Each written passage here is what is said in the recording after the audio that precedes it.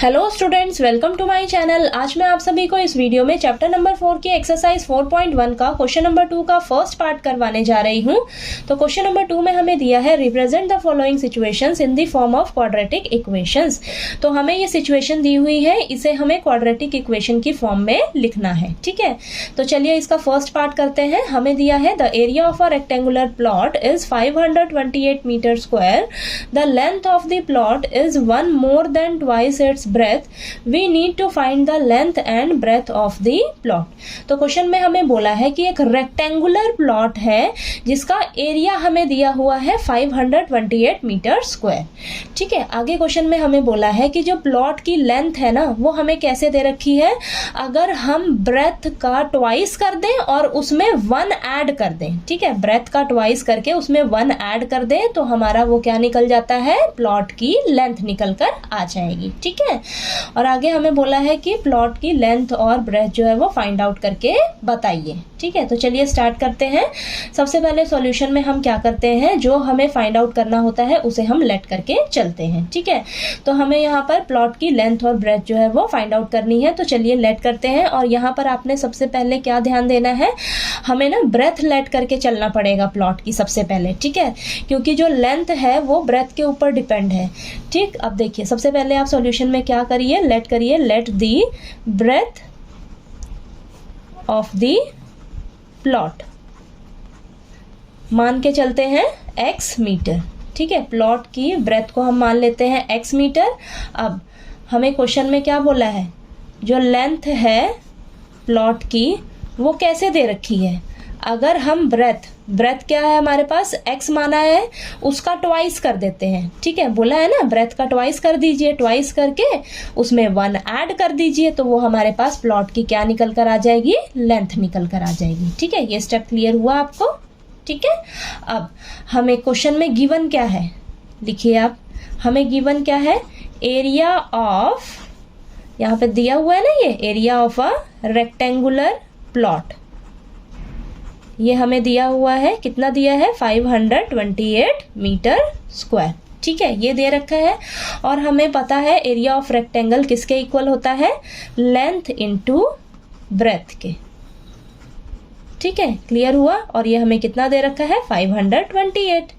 ठीक है, अब लेंथ क्या है आपके पास, 2x + 1, ब्रेथ कितनी है, x इज इक्वल टू 528। अब इसको सॉल्व करिए फटाफट। x को हम क्या करेंगे, 2x से मल्टीप्लाई कर लेते हैं, फिर x को 1 से मल्टीप्लाई कर लेते हैं। ठीक है, तो देखिए 2x को x से मल्टीप्लाई करेंगे तो 2x² आ जाएगा, प्लस 1 × x हो जाएगा हमारे पास, x इज इक्वल टू 528।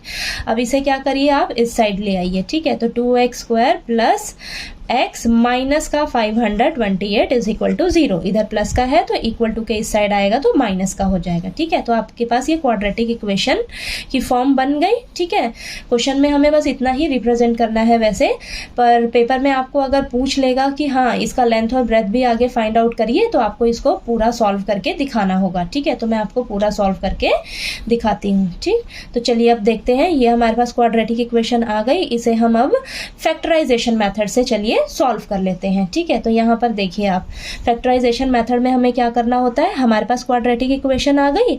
अब नेक्स्ट स्टेप में आप क्या करिए, यहाँ पर x वाले टर्म को ना हमें स्प्लिट करना होता है। ठीक है, तो अब हम क्या करेंगे, सभी को आप एज इट इज लिख लीजिए। ठीक है, x के आगे क्या कोफिशिएंट है, 1 है ना, x के कोफिशिएंट की जगह ना हमें एक ब्रैकेट लगानी होती है। ठीक है, अब बाकी सभी को आपने एज इट इज उतार लेना है। ठीक है, ये हम फैक्टराइजेशन मेथड से मैं आपको सॉल्व करना बता रही हूँ क्वाड्रेटिक इक्वेशन को। ठीक है, बस x के कोफिशिएंट की जगह आपने एक ब्रैकेट लगा देना। इस ब्रैकेट में अब वो 2 नंबर्स आएंगे जिन्हें हम प्लस या माइनस करेंगे तो हमारे पास 1 निकल कर आना चाहिए। ठीक है, और मल्टीप्लाई उन 2 नंबर्स को करेंगे तो हमारे पास क्या आना चाहिए, ये देखिए x² का कोफिशिएंट क्या है आपके पास, 2 है, और कांस्टेंट नंबर क्या है आपके पास, 528 है। इन दोनों को मल्टीप्लाई करोगे तो आपके पास आएगा 1056। ठीक है, अब जो 2 नंबर्स आप यहाँ पर ढूंढोगे उन दोनों नंबर्स को मल्टीप्लाई करने पर आपके पास आना चाहिए 1056, ठीक है। अब फटाफट से क्या करिए, 1056 के ना फैक्टर्स निकाल लीजिए, ठीक है। तो फैक्टर्स देखते हैं क्या आते हैं। यहाँ पर आएगा, डिवाइड करेंगे 2 से इसको तो 528 आएगा। अगेन ये 2 से डिवाइड होगा तो 264 आएगा। देन अगेन डिवाइड होगा 132, देन अगेन ये 2 से डिवाइड होगा, यहाँ पर आएगा 66, 2 से अगेन डिवाइड होगा 33, देन 3 से डिवाइड होगा 11 आएगा, देन 11, ये लास्ट 1, ठीक है। अब यहाँ पर हमारे पास फैक्टर्स क्या निकले हैं, 2 into 2 into 2 into 2 into 2, 5 times 2 है और 3 है, फिर 11 है, ठीक है। अब ये जो फैक्टर्स आए हैं ना, इन्हीं में से आपने वो दो नंबर्स ढूंढने हैं, ठीक है। तो यहाँ पर देखिए 2 2 4, 4 2 8, 8 2 16, 16 2 क्या आएगा आपके पास 32, ठीक है। अब इन दोनों नंबर्स को करोगे तो आपके पास आएगा 33, ठीक है। अब 33 और 32 को आप माइनस करेंगे तो हमारे पास क्या आएगा, 33 और 32 को आपस में माइनस कर दोगे तो 1 आ गया कोफिशिएंट, और 33 और 32 को जब आपस में मल्टीप्लाई करेंगे ना आप, तो आपके पास ये 1056 ही आएगा, ठीक है। तो हमारे पास ये दो नंबर्स कौन से आए हैं, 32 और 33। तो देखिए यहाँ पर ब्रैकेट में आपने वही दो नंबर्स ढूंढने हैं जिन्हें प्लस या माइनस करने पर आपका x का कोफिशिएंट आ जाए, और उन दोनों नंबर्स को मल्टीप्लाई करने पर आपका ये जो पड़ोसी में दोनों नंबर्स है ना, उन दोनों को मल्टीप्लाई करके जो आया है वो आना चाहिए, ठीक है। तो ये क्लियर हुआ आपको। अब देखिए अब इसको सॉल्व कर लेते हैं बस। अब ये देखिए 2x², अब x जो है एक बार 33 से मल्टीप्लाई होगा और ये -32 से होगा, ठीक है। और यहाँ साइन का आपने ध्यान देना है अच्छे से। अब ये 33x और ये माइनस का 32x माइनस का 528 इज इक्वल टू 0, ठीक है। अब चलिए इसे नेक्स्ट पेज पे कंटिन्यू करते हैं। अब हमारे पास ये 4 टर्म्स आ गई है ना, ठीक है। तो ये पहली दो टर्म्स में से हम देखते हैं क्या कॉमन आ सकता है। हमारे पास x कॉमन आ रहा है, ठीक है। बाहर x बाहर ले लेंगे तो यहाँ पर बचेगा 2x प्लस का 33, ठीक है। अब यहाँ पर देखते हैं सेम यही हमें चाहिए इस साइड भी ब्रैकेट में, तो हम यहाँ पर क्या कॉमन लेंगे बाहर, देखिए 16 कॉमन आएगा, माइनस का 16 कॉमन लेंगे बाहर, तो यहाँ अंदर बचेगा प्लस का 2x और यहाँ पर प्लस का 33 बचेगा, ठीक है। आप सॉल्व करके इसको देख लेना, ठीक है। आपके पास यही मल्टीप्लाई करके आएगा, ठीक। अब देखिए इस पूरे में से ये एक टर्म, ये दूसरी टर्म, इन दोनों में से हमें क्या कॉमन मिल रहा है बाहर, 2x प्लस 33, हम ये कॉमन ले लेंगे बाहर, तो यहाँ से क्या बचेगा, x बचेगा, और यहाँ से क्या बचेगा, माइनस का 16 इज इक्वल टू 0, ठीक है। क्लियर हुआ।